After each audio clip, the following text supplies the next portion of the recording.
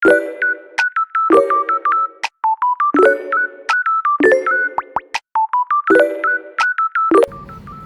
pertama, pengertian relasi. Relasi dapat didefinisikan sebagai hubungan antara dua himpunan atau lebih. Himpunan ini bisa berupa bilangan, orang, benda, atau apa saja.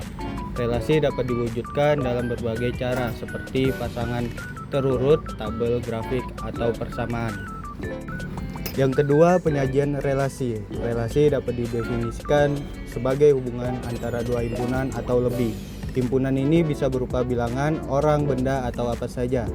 Relasi dapat diwujudkan dalam berbagai cara, seperti pasangan terurut, tabel, grafik, atau persamaan.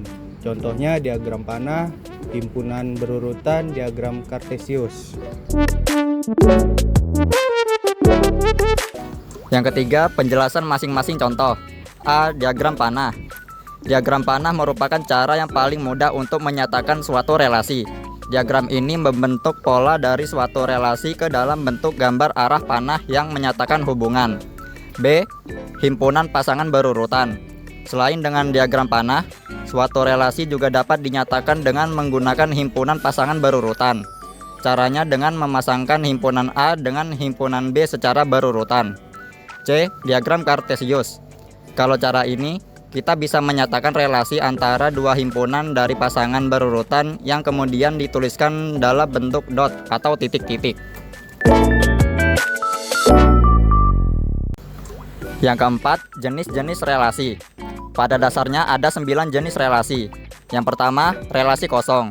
Yang kedua, relasi universal. Ketiga, relasi identitas. 4, relasi reflektif. 5, relasi simetris. 6, relasi transitif. 7, relasi ekuivalensi.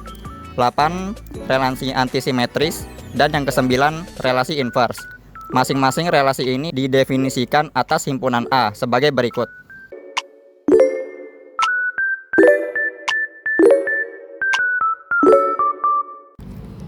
Berikutnya yang kelima ada penjelasan jenis-jenis relasi. Yang pertama ada relasi kosong. Relasi R pada himpunan A dikatakan relasi kosong jika tidak ada satupun elemen himpunan A yang berelasi dengan elemen himpunan lain. Relasi antara dua himpunan didefinisikan sedemikian rupa sehingga tidak ada satupun elemen himpunan yang terhubung dengan elemen himpunan yang lain. Dan yang kedua, ada relasi universal. Suatu relasi R dikatakan relasi universal jika setiap elemen himpunan A berelasi dengan setiap himpunan lainnya. Dan yang ketiga, relasi identitas. Relasi R dikatakan relasi identitas jika relasi tersebut hanya memuat pasangan-pasangan berurutan di mana setiap elemen himpunan A hanya berelasi dengan dirinya sendiri. Yang keempat ada relasi refleksif. Relasi R yang setiap elemennya A adalah elemen dari A adalah relasi yang setiap elemennya berelasi dengan dirinya sendiri.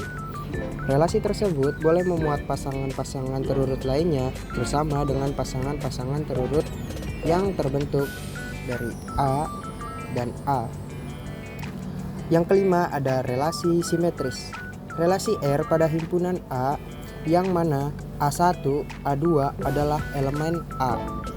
Dan jika A1, A2 pada elemen R dan juga jika A2, A1 adalah elemen R, maka relasi R relasi simetris.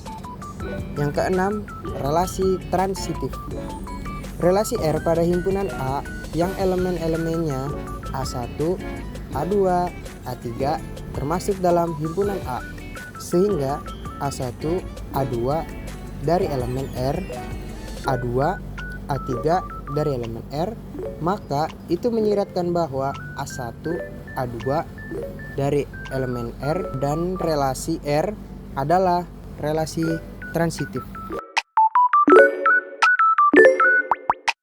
Ketujuh, relasi kesetaraan. Suatu relasi R pada himpunan A jika merupakan relasi refleksif, simetris, dan transitif, maka relasi tersebut disebut relasi ekuivalensi. 8. Relasi antimetris. Suatu relasi R pada himpunan A dikatakan antisimetris jika syarat berikut terpenuhi.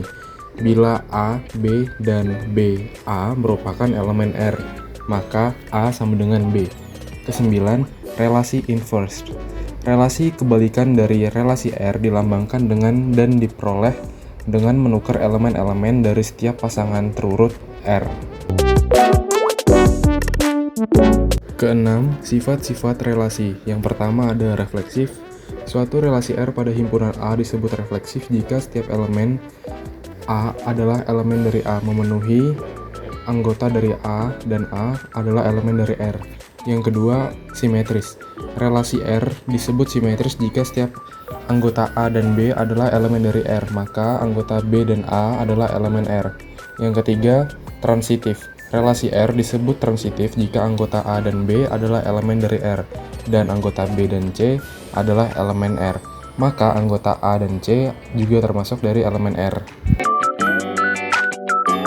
Yang ketujuh, penerapan relasi dalam kehidupan sehari-hari. Yang pertama, relasi dalam basis data atau model irasional. Dalam sistem manajemen basis data atau RDBMS, relasi dipresentasikan sebagai tabel yang menghubungkan data. Misalnya, tabel mahasiswa dan mata kuliah dihubungkan melalui relasi pengambilan kuliah yang mencatat nilai mahasiswa untuk setiap mata kuliah. Yang kedua, relasi dalam teori graf atau jejaring sosial. Platform seperti Facebook atau Twitter menggunakan relasi pertemanan atau follow yang dapat dimodelkan sebagai graf berarah atau directed graph. Yang ketiga, relasi dalam kecerdasan buatan atau knowledge graph. Google Knowledge Graph menggunakan relasi untuk menghubungkan entitas. Keempat, relasi dalam riset operasi atau optimasi jaringan. Perusahaan logistik menggunakan relasi rute pengiriman untuk menghubungkan antar kota maupun negara.